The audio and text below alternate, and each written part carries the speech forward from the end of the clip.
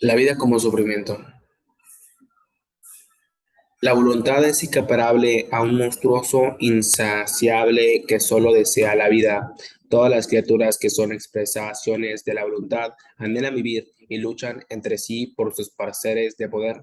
El deseo de perpetuarse de la voluntad es la fuente del sufrimiento del mundo.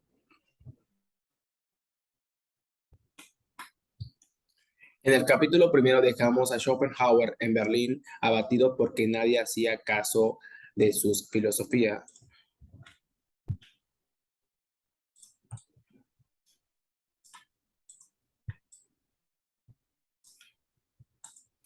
Sin embargo, él estaba convencido de que sus escritos habían que leerse algún día como entusiasmo, porque tenían ideas originales y nuevas nunca antes expresadas por ningún filósofo.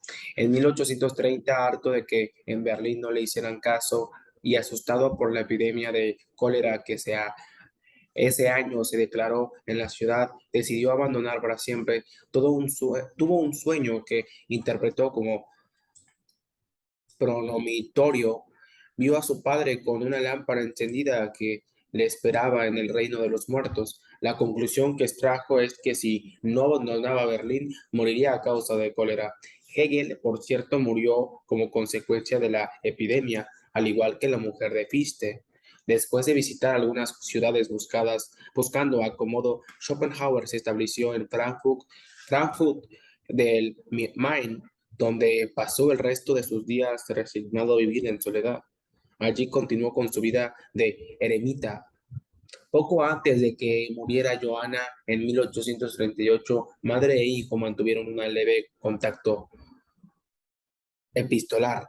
Ella se sorprendía de que Arthur viviera en tamaña soledad con la única compañía de un perrito faldero. Es típica la imagen que pinta al filósofo siempre acompañado de su perro. Tuvo varios a lo largo de su vida y el último de todos se llamaba Atme, alma del mundo, según la mitología de la India. Schopenhauer aseguraba a quien quisiera oírle que los perros ofrecen la mayor confianza, todo lo contrario con los seres humanos. El filósofo sentía que entre él y sus contemporáneos las personas de calle había grandes diferencias intelectuales. Se veía a sí mismo como un genio incomprendido al que no le quedaba más remedio que soportar lo que Lord Byron llamaba la soledad de los reyes. El trato con las demás personas se le torna insoportable. Solo la gente que se aburre estando a solas busca las relaciones sociales, escribió, pero quien tenía algo de cabeza comprende enseguida que tratan, tratar con otras personas termina en amarga decepción. Comparaba este acercamiento entre seres humanos con el que pudiera darse entre unos puercoespines que, aterridos de frío, se acercan unos a otros para darse calor. Las púas mutuan, los obligan a apartarse de nuevo y guardan distancia. A pesar de los sinsabores y disgustos, el pensador continúa con su entrega absoluta y apasionada a su obra filosófica. En 1835 publicó un volumen en título sobre la voluntad en la naturaleza, un opúsculo científico en el que recogía observaciones relacionadas con diversas ciencias que reforzaban o demostraban alguna de las teorías expuestas en su obra Capital sobre la voluntad. En 1841 apareció otro libro que contenía dos trabajos bajo el título de los dos problemas fundamentales de la ética. El prólogo, muy polémico, arremetía contra los académicos y los profesores de filosofía que no habían sabido reconocer sus logros filosóficos. El texto abandonaba en la parte ética expuesta en su obra de juventud y añadía algunas ideas más incidentes en la teoría del amor universal. En realidad nunca había dejado de reescribir mentalmente lo expuesto en el mundo de voluntad y representación, así que con todos los apuntes que tenía el efecto, en 1844 dio la imprenta a una segunda edición de la obra, revisó el tomo publicado y tal como vimos en el capítulo anterior, le añadió un segundo volumen de la misma extensión, denominado Complementos, en el que negro, en el que el negro pesimismo que caracteriza su filosofía adquirió un aún más carácter. Durante estos años de aislamiento, Schopenhauer había adoptado la costumbre de disponer de su tiempo en absoluta libertad, con preferencia por los estudios. Entre sus intereses se encontraban las ciencias más avanzadas, pero también las humanidades, aunque jamás leía a los profesores de filosofía, a lo que odiaba, sino a los autores que a lo largo del tiempo habían sido considerados sabios o educadores de humanidades. Ejemplos de ellos lo constituían Cicerón, Séneca, Montaigne, los moralistas franceses, Chamfort, la Rochefoucauld, Jules Verne y también el jesuita español Baltasar García. Schopenhauer explicó el mal en el mundo mediante los conceptos de voluntad y representación analizados en el capítulo anterior. Así, en los siguientes apartados, retomamos el hilo de la objetivación, de la representación y cómo voluntad omnipotente se revela en el mundo en el que reina el error y el dolor. Voluntad, cerebro y error. Aunque Schopenhauer consideraba al ser humano la criatura más perfecta de la creación y lo sustituía en la cúspide de la pirámide de la objetivación de la voluntad, no le otorgó por ello una supremacía especial de carácter ontológico o metafísico sobre los demás seres. Como ellos, el hombre solo es voluntad hecha objeto para un sujeto, es decir, voluntad sentida y conceptualizada desde el mundo de la representación. La idea platónica de hombre también aparece en el mundo dividida en múltiples de generaciones humanas que nacen y desaparecen. Los hombres son seres efímeros, sombras de un sueño, dice Schopenhauer siguiendo a Shakespeare. Nada son ni importan para la voluntad en sí mismo, en sí. Tienen, sin embargo, una ventaja sobre los demás animales, mientras que en las diferentes especies la voluntad se objetiva en uñas, dientes o pelo, y en las plantas adopta la forma de espinas o llamativos colores para atraer a los insectos. El ser humano está dotado con la herramienta más desarrollada de todas, el cerebro. Aparte de ser el órgano de la representación, es un órgano de supervivencia y un arma letal para las demás especies. Gracias a él, el hombre ha llegado a dominar la naturaleza y a creerse un dios con respecto de las demás criaturas. Sin embargo, el hombre no es más que ella, pues tan solo es otra forma entre tantas de voluntad objetivada. Sin embargo, es gracias al cerebro que aparece de repente el mundo como representación y la voluntad sale de las tinieblas y con infalible seguridad se provee de una luz que ha de compensarla de las desventajas que hacen al hombre más débil en lo físico comparado con otras especies. En este mundo de la representación, la voluntad necesita del cerebro como mediador y organizador de sus impulsos. El cerebro le abre inusitadas abanicos de posibilidades al enfrentarla con el mundo de la multiplicidad. Los hombres y en menor grado también los animales más desarrollados tienen necesidades que solo pueden satisfacer mediante el uso de sus cerebros. La mayor de ellas es la de encontrarse vivos y plenos. La razón, una de las funciones del cerebro, crea conceptos abstractos, imágenes irreales, sueños, ilusiones, temores, etcétera. En ello alcanza su perfección el ser humano. Sin embargo, en este estadio tan elevado de lo humano aparece también el error en las percepciones y los pensamientos. El error causa desagrado e infelicidad. Una razón adecuada tenderá a corregirlo. Ella desempeña el papel de mediadora para favorecer la correcta objetivación de la voluntad. Y lo correcto para la voluntad será la sensación de placer y no la de sufrimiento. Si la razón ayuda a pensar bien, el ser humano disfrutará de la dicha. Si se persevera en el error, será infeliz.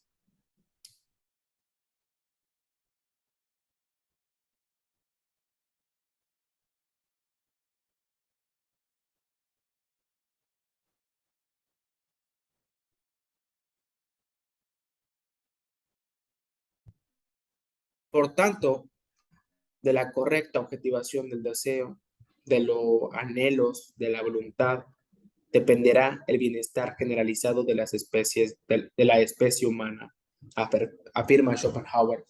Pero esto solo se logra en contadas ocasiones, pues lo denomina en el mundo es un estado de guerra perpetua de todos contra todos.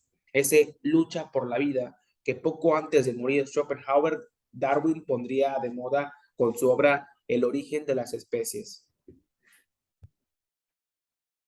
Para el pensador alemán, en cada grado de objetivación de la voluntad predomina más lo erróneo y lo inarmónico o caótico que lo armónico y lo bueno.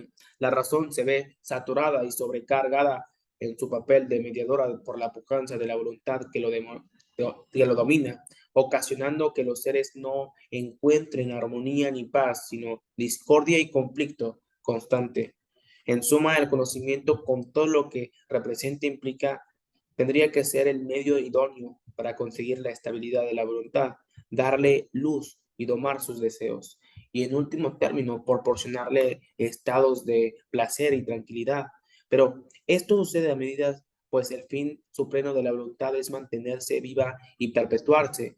Solo en los hombres superiores el conocimiento alcanzará sus cimas más altas y le ayudará a emanciparse de la tiranía de la voluntad que condena a sus criaturas a la eterna lucha de unos contra otros.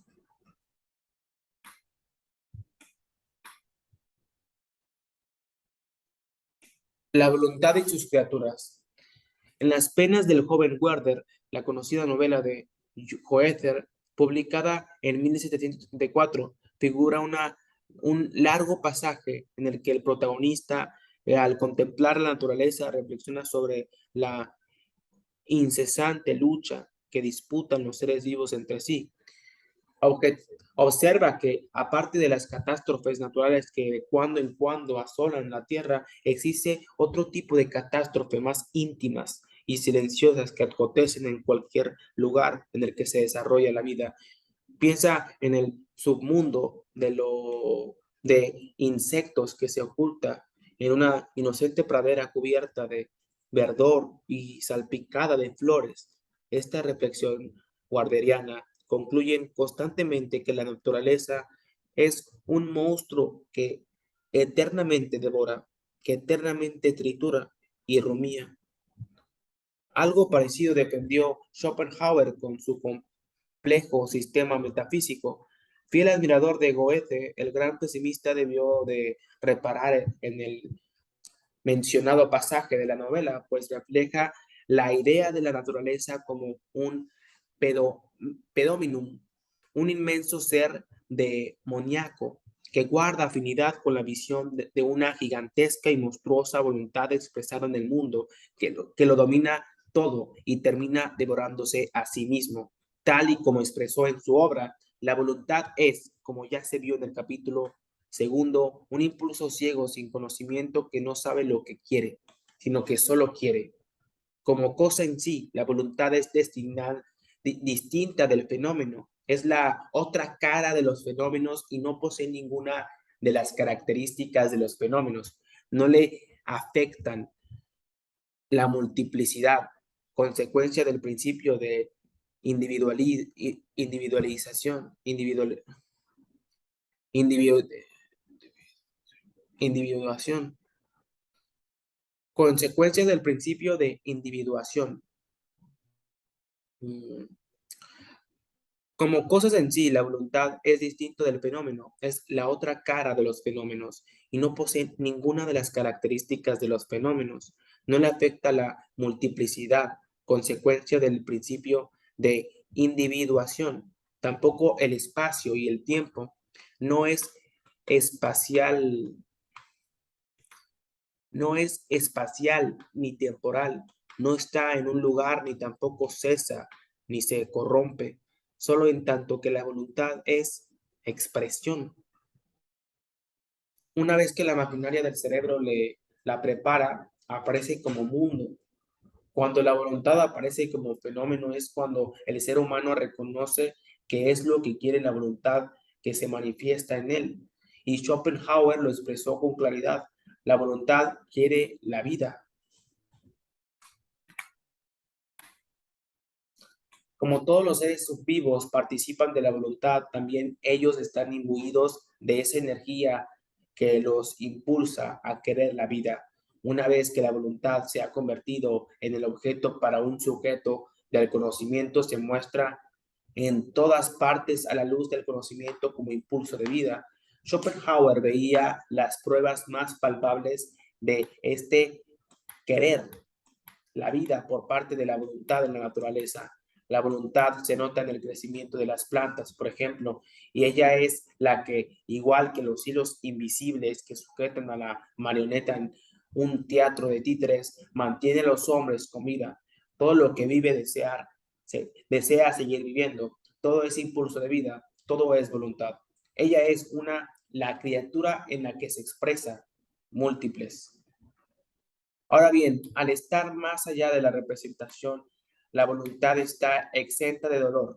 A ella no le afecta el sufrimiento de la existencia, que sí afecta a sus criaturas, que están inmersas en el mundo de la representación y viven sujetas al cambio y la corrosión. La voluntad íntima que mueve a los seres las obliga a querer sin cesar en el mundo de la representación. Y este querer inagotable es la fuente de sus males y el manantial del que nacen todas sus penas y frustraciones. La voluntad es fuente de energía, fuerza y ánimo, pero también la explicación de la lucha y del dolor del mundo.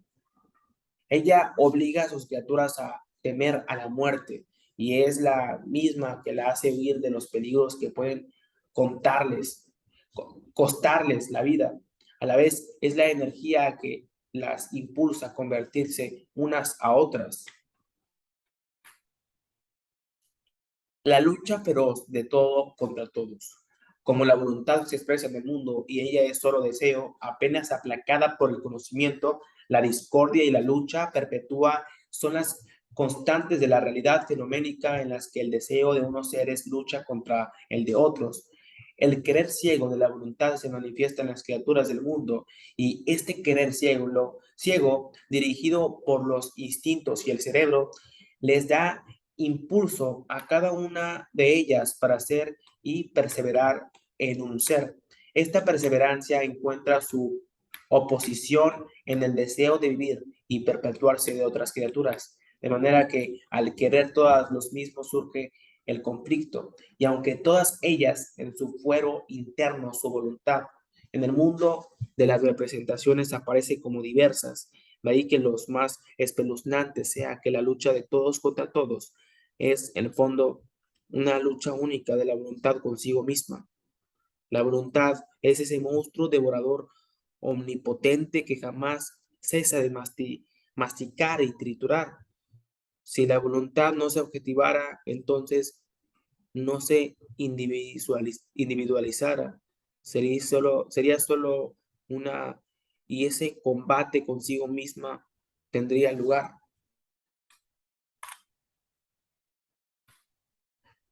Si la voluntad no se objetivara, entonces no se individualizara, sería solo una, y ese combate consigo misma no tendría lugar.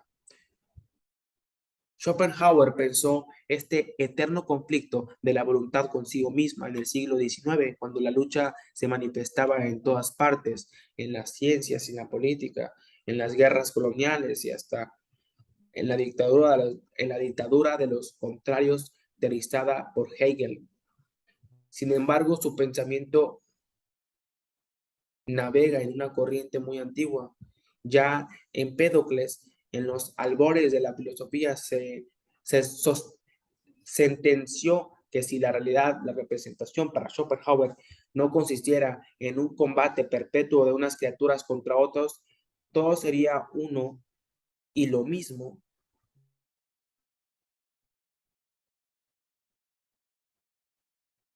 Heráclito se pensó a su vez que todo sucede según discordia. Schopenhauer dirá que con los presocráticos, que en el mundo imperan a sus anchas la desarmonía y el egoísmo universal e ilimitado. Con esto hemos de volver al mundo de las ideas que vimos objetivada en el capítulo anterior, en la pirámide de las naturalezas, pues desempeñan un papel preponderante en esa teoría.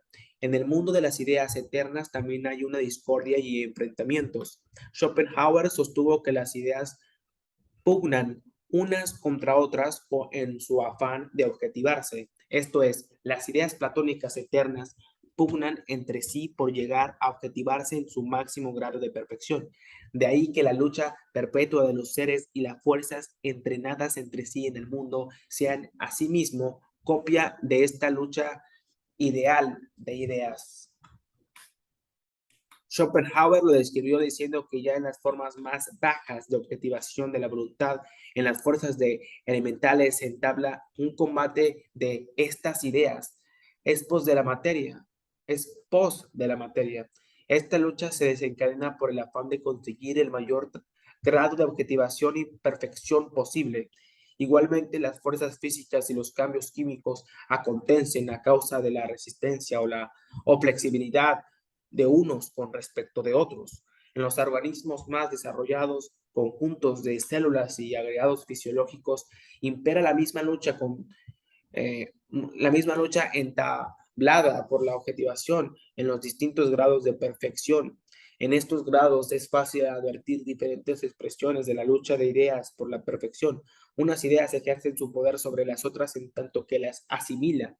Esto se trasluce en el mundo fenoménico en las innumerables batallas de fuerzas e individuos, que es solo el reflejo de la lucha cósmica que también se desarrolla en más allá de la naturaleza y sus criaturas. En definitiva, la lucha del mundo son consecuencia de la lucha primordiales y cósmicas, de la voluntad omnipotente en pugna consigo mismo. El hombre que viene al mundo y el animal que habita en él, pero también cada planta y cada pólipo debe adaptarse a un mundo que le es hostil ya en esencia.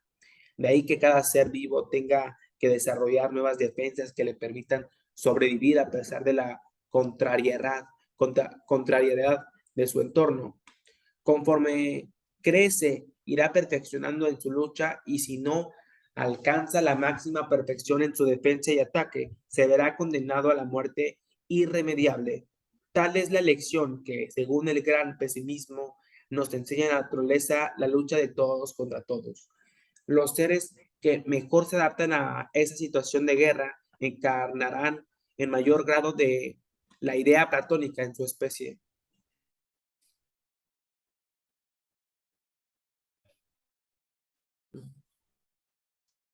El león más fiero y mejor constituido será el que alcance la mayor perfección de su especie, el que más se acerque al ideal de león será el más evolucionado. En esto Schopenhauer estaba lejos de Darwin, puesto que según él las especies responden a formas ya fijadas por las ideas. Los seres vivos evolucionan en tanto que pugnan por encarnar con mayor perfección la idea de su especie, que es inmutable. La idea platónica en cuanto tal es un ejemplo, el más perfecto. Los seres deben emularlo para alcanzar sus mayores grados de perfección, de evolución. Igual ocurrirá con la especie humana. Los hombres y mujeres más perfectos son aquellos que logran encarnar las ideas platónicas de hombres y mujer con mayor perfección que los que no lo sean tanto. La suprema perfección a lo que puede llegar la voluntad es en su escala de objetivación más alta en el cerebro humano, desde los grados más bajos de objetivación en la que la voluntad se objetiva como impulso ciego desprovisto de conocimiento, termina por llegar al más alto, este con el que ella se provee de una antorcha, gracias a la cual podrá ver el mundo entero como representación. El cerebro humano, la antorcha por excelencia, ilumina el camino de la voluntad, pero lo que la voluntad presencia como más evidente, una vez que se hace consciente de sí mismo, es un escenario de lucha. Ve el mundo como un auténtico reino del horror y la iniquidad en el que predomina la perpetua masacre entre los seres. que se devoran unos a otros sin cesar. Es el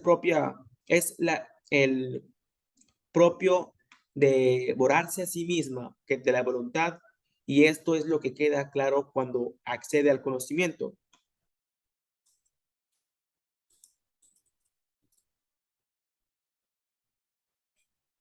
Schopenhauer dedicó páginas célebres a describir la lucha que impera en todas las estadios de la naturaleza. Los animales se alimentan de plantas y de otros animales, los hombres de animales y plantas. A veces la tierra engulle a otros de repente, y si no, más lentamente, al tragarlas para siempre con la muerte.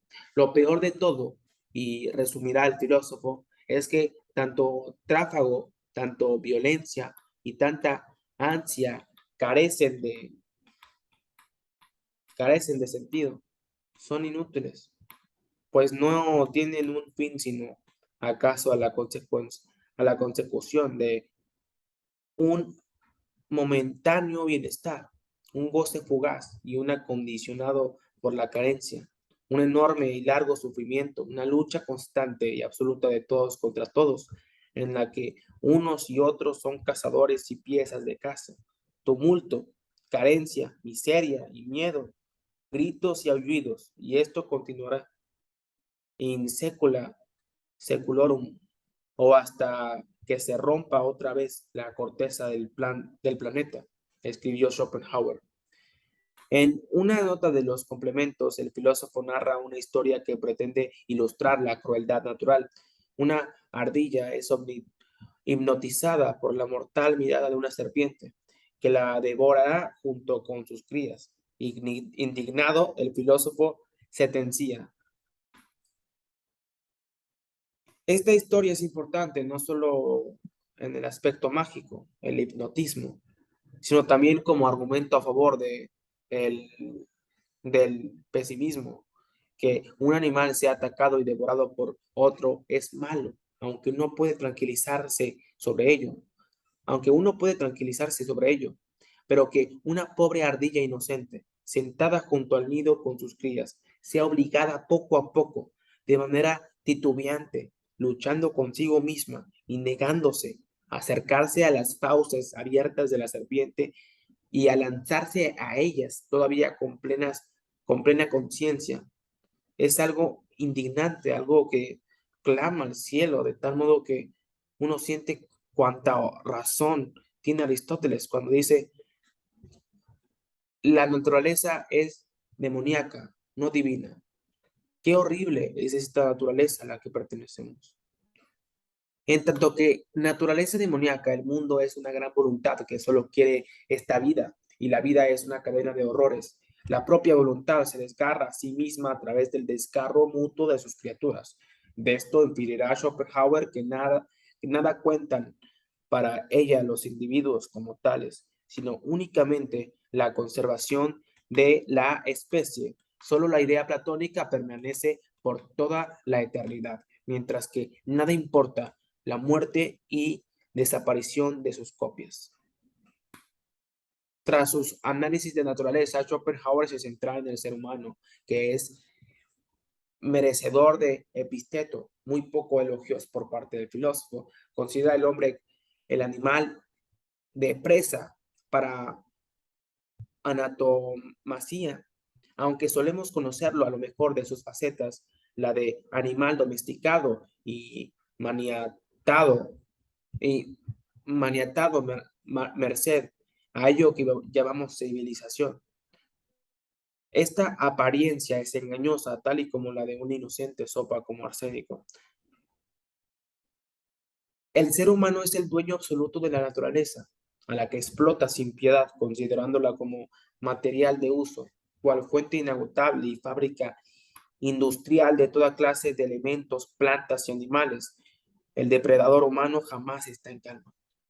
Todo lo transforma, lo destruye en su propia guerra contra todos, todos contra todos, más refinada, más refinada, brutal que la de los animales más fieros. Y no solo contra los animales lucha el hombre, a menudo la locura sin sentido y las maquinaciones políticas causan que los seres humanos se declare la guerra entre sí. Entonces el sudor y la sangre de las masas tienen que correr por el capricho de unos pocos o para expiar sus errores. Los hombres son en verdad lobos para los hombres, sentenciará Schopenhauer siguiendo a Hobbes. Existir es parecer pesimismo versus optimismo. La visión pesimista del mundo que tenía Schopenhauer se resume en su tesis cenital. La vida es igual que sufrimiento, aunque el filósofo expresó otros acertos igual de inquietantes, por ejemplo, que al ser humano más le vendría no haber nacido, ya que la vida no es buena ni amable, sino fuente de dolores sin cuento. La tesis de inspiración calderoniana destila negrura barroca, muy a tono con el tenebrismo cristiano del que también gustaba Schopenhauer, quien dedicó páginas memorables tanto en su obra principal como en las posteriores a exponer su consecuencia pesimista del mundo. El hecho de que existe significado parece el hecho de que existir signifique parecer, observó, es una verdad comprobable tanto al mirar la vida de un hombre cualquier como la de otro ser vivo. El sufrimiento domina la existencia porque es lo más real y positivo, puesto que toda dicha y más aún la felicidad consisten solo en el alejamiento o la supresión de algún dolor. Por eso, el carácter de aquellas es negativa, dado que únicamente aparecen una vez que se extingue el dolor. Y ello sucede en contadas ocasiones. Esta es la razón de que dicha y felicidad sean estados ocasionales, casi ficticios. Desde el punto de vista de Schopenhauer, el ser humano comete un error de fondo, un error innato, pensar que ha venido al mundo para ser feliz. Aunque en ocasiones haya momentos en los que parece que ser palpa la felicidad y que esta es lo más real e inmediato que existe, bastará al menor contratiempo para que ese estado de felicidad se esfume y nos revele el carácter pasajero. Entonces, aquella supuesta delicia se transmuta en amargura. La experiencia enseña que la aflicción y el dolor rondan precarias existencial, nuestras precarias existencias e irrumpen cuando menos lo esperamos, de golpe, como un tiro en medio de un armonioso concierto o lentamente como un germen patógeno que nos carcome sin que nos demos cuenta. A quien dijera que a pesar de todos los padecimientos y los dolores del mundo se ven compensados por una idéntica percepción de felicidad, por muy efímera que sea, Schopenhauer lo contestaría que compare la intensidad de la sensación del animal que devora vivo a otro con el intenso tormento del que es devorado. A quien dijera que, a pesar de todos los padecimientos y los dolores del mundo, se ven compensados con una idéntica proporción de felicidad, por muy efímero que sea, Schopenhauer le contestaría que compare la intensidad de la sensación del animal que devora vivo a otro con el intenso tormento del que es devorado. No hay ningún goce ni ninguna felicidad momentánea o duradera que compense la intensidad del sufrimiento esencial del ser vivo. Tales verdades se constatan de si damos una sola mirada al mundo, dice el pesimista. Entonces obtendremos la confirmación de que el dolor es universal. Será suficiente con una visita a los hospitales y los centros psiquiátricos, aunque tampoco hace falta una perspicacia especial para advertir el egoísmo innato que promueve la maldad entre los seres humanos. Continúa, o se base la esclavitud a la que se somete algunas personas en tiempos de Schopenhauer todavía se usaba esclavos en las plantaciones americanas, o la codicia que causa que unas naciones exploten a otras. En fin, fijemos solo en las injusticias de toda clase que cada uno de nosotros puede contrastar a diario. Y aunque cerrásemos los ojos ante todo esto y miráramos a los hombres más satisfechos, advertía el filósofo, aquellas cuyas vidas calificamos de placenteras porque todavía no han sido atacadas por las desdichas más elementales, observáramos que en ella también reina el sufrimiento. ¿Por qué? Porque a los satisfechos y ricos lo acosan multitud de deseos por satisfacer, deseos que se erigen en motivos principales de infelicidad cuando no los asfixian los males más graves. Esto se debe a que nada hay en el mundo que nos haga completamente feliz y cualquier pequeño azar puede hacernos desgraciados. De modo que a cambio que de un deseo satisfecho, largamente deseado o no, el punto aparece otro 100% por satisfacer. Si alguien pudiera colmarlos todos, entonces pobre de él, asegura Schopenhauer. Pues, pues en ese caso, caería víctima del tedio, del aburrimiento mortal y soberano que convertiría esa vida suya a la que ya no le queda ningún deseo por satisfacer en otra tortura de la que solo se liberaría aferrándose a nuevos deseos y así vuelta a empezar. De manera que la existencia humana oscila y se debate entre dos enemigos mortales, aunque completamente complementarios, el dolor y el aburrimiento. De ahí que cada individuo viva siempre angustiado, nervioso o insatisfecho. Sin embargo, esta es su esencia, la voluntad insaciable que lo empuja a ese constante vaivén que lo atormenta, como si toda su vida estuviera situada entre Escila y Cardis. Por si fuera poco lo dicho hasta aquí para demostrar la prevalencia del sufrimiento en el mundo, Schopenhauer recurre además a constatar la fragilidad de la especie humana, que está constantemente amenazada de muerte por las innumerables catástrofes que le acechan, ya sean del carácter natural o artificial. Y aparte de esto, el ser humano sobrevive duras penas acosado por toda esa suerte de enfermedades dolorosas, incurables, y lo que quizá es peor, martirizará martirizada por el cúmulo de crueldades que los seres vivos humanos somos capaces de infligir a nuestros semejantes. Dentro del infierno que es este mundo, los condenados al dolor eterno han de soportar además la presencia de otros condenados que a su vez se erigen en demonios para hostigar a sus compañeros en penurias y de cuando en cuando reaparecen un archidemonio, en palabras de Schopenhauer, encarnado en la figura de un conquistador o de un fanático iluminado, que los incita a luchar unos contra otros hasta exterminarse. De manera que la vida humana es siempre penosa y el mundo en que habitamos, una colonia penitenciaria, donde los condenados padecen sin saber por qué, puesto que ni la vida misma ni el dolor tiene sentido porque no hay un fin ni una meta que premie todo trabajo y tamaño sufrimiento. El dolor nunca disminuye, sino que aumenta inexorablemente con cada vida nueva que nace solo por humano, afán de procrear y perpetuarse. Así que más vida significa siempre más dolor.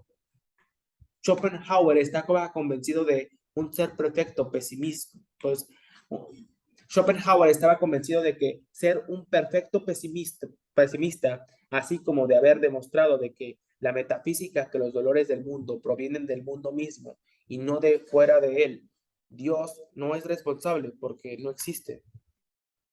Desde su convencimiento pesimista, hizo duros reproches para sus antípodas, los optimistas. Vimos en el capítulo segundo que la naturaleza en general, en apariencia tan bella y el mundo animal en particular, desde las fuerzas más elementales a los órganos más desarrollados, constatan con feroz evidencia la eterna lucha por la existencia de los seres vivos. Cualquier idílico escenario natural que admiremos de cerca se revela en su interior como una palestra de seres atormentados y angustiados que solo subsisten porque se devoran unos a otros, tal y como observaba el joven Werder. De modo que, según Schopenhauer, verter una mirada optimista y benévola sobre el mundo es absurdo. Se trataría de una broma pesada, de un proceder desalmado y perverso. Pensar que el mundo es bueno por naturaleza y sostener que es tal cual porque está bien que así sea. El argumento de los optimistas será la mayor de las aberraciones. Schopenhauer argumentaba que si el mundo es como es, solo se debe a que ya no puede ser peor. Siendo como es, se mantiene justo en el límite necesario para continuar existiendo. Pues si fuera todavía más nefasto, ya se habría destruido a sí mismo y no existiría. La conclusión a la que llega el pesimista es la misma a la que llegó su admirador Voltaire a su famosa novela Cándido o El optimista, una obra muy leída por Schopenhauer desde su juventud. Este mundo es el peor de los posibles, el reino del azar y del error, que se manifiesta sin piedad tanto en los grandes como en los pequeños. Consecuente con su afirmaciones, el filósofo pesimista concluyó sus negras observaciones sobre el dolor del mundo y la vanidad de la existencia esencial que la más importante de todas las verdades reza que el único propósito de nuestra existencia es llegar al conocimiento de que sería mejor que no existiéramos. Veremos que este fin apuntará a su ética, pero antes de llegar a la ética analizaremos la teoría del arte de Schopenhaueriana, cuyo propósito último fue sino aliviar del todo el dolor de la existencia, al menos hacerlo más llevadero.